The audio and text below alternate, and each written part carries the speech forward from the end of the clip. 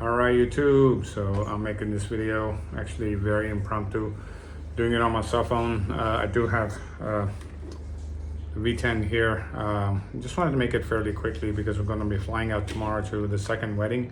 So don't want to go through, pick out the laptop and do all of that. It's actually nighttime in India right now, as you can see down there. Anyway,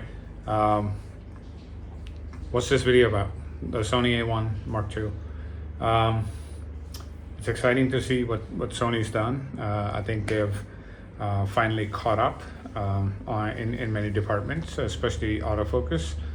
They were lagging a little bit behind, and the A1 was getting a little stale. Super excited to see what they've done. They put the auto mode in there, so they've been listening. And I think every Sony person is going to really appreciate that. Now Sony, if you can do that on the A1, you can give us the auto mode in the A9 II and other cameras. You should. Because honestly, those cameras are very capable. You didn't change a damn thing on the sensor of this particular camera. So don't tell me it's a sensor is different, this and that. I get it. You got the new AI chip and things like that. Fine, tone it down, but give us the option to at least put into the auto mode for it to be able to automatically detect what it is. Between an animal and human. I don't have to have 100 different things, but that would be nice. I'm just ranting. So what do you really get? You don't get more speed, same speed as what you had before. Same sensor as what you had before. You do get pre-capture, so they're all caught up there, right? And I believe the pre-capture isn't raw, so Nikon, sorry. Canon, Sony got you beat there. Rather than doing JPEGs. That's really good that they've done that. The most astounding thing that they actually did in this camera is bird, wildlife type of autofocus in video. Sony absolutely sucked in this before, and they have now really either they're going to lead the pack or they're going to be right up there with the best of the best. And right now the Canon R5 and the Canon R1 are there, and I'm pretty sure this camera is at least up to that standard or better. So it's going to be super exciting to be able to see sort of what this camera can really do once it comes out and it's in the hands of people. Some of the people have already tested it, and they really find it amazing. So amazing things are coming out, and as I said, I don't know what Sony's doing, but to me this looks like it's a refresh. They've gotten some things that they should have fixed a long time ago in the original A1, which they didn't, so now they're going to force you to buy a new camera, which kind of sucks. Same shit they did with my A9 II. They forced us to buy a new camera. The A9 III never fixed the issues of the old one.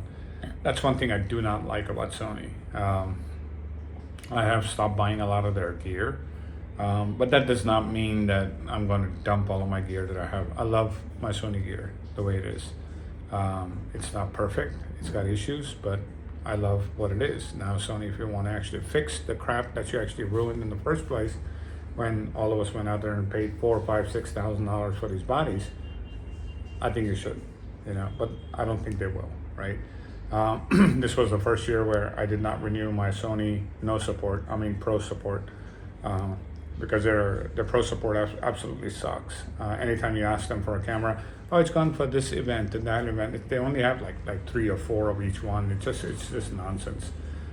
So you're paying all this money to have these things and so-called Pro support. I mean, I call Canon right now, they'll drop ship any damn thing you want, whenever you want. The moment the R1 becomes available, it'll be here, right? It's starting to ship now. I'll get one, I'll try it, Anyway, so this video is very impromptu. It's not edited, but I did want to actually put this out there. One last little soundbite. I know Nikon came out with the Z50 Mark II. Great camera, great offering. I'm glad that they actually finally caught up to the Canon M50 from like 10 years ago. I'm just joking. Now it kind of pisses me off that Nikon did that, because it would have been nice to get a true D500 replacement, which they did not do. And now that means that I will not be getting an update to my R7 anytime soon. Update meaning a new camera. I'm pretty sure Canon's going to take a backseat, just sit and wait, because nothing is there that has the same level of performance for that kind of money right now. So Nikon, if you're going to make a D500 replacement, freaking make it fast so I can get my R7 too. That's all I'll leave it at. But overall, Sony's announcement today was fantastic, right? I don't know what the camera costs, but if you need to get a grip and all that, you'd probably be close to $7,000. It's only money, right?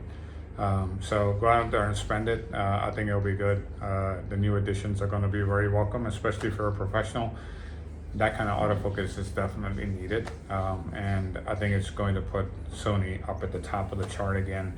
So super excited to see that, and would love to see all of this technology trickle down into their other cameras and some of their previous, flagship cameras.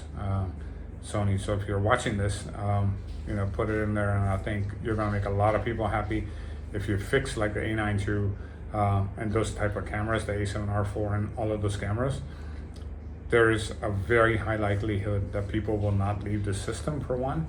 Two, they will most likely pick up like an A1II very, very soon in the near future. So it's a ripple effect. If you take care of your customers, they'll come back. If you don't, they're going to leave. So with that, like, subscribe, be nice to each other, go out there, create your magic, and I will talk to you in the next one. Thanks.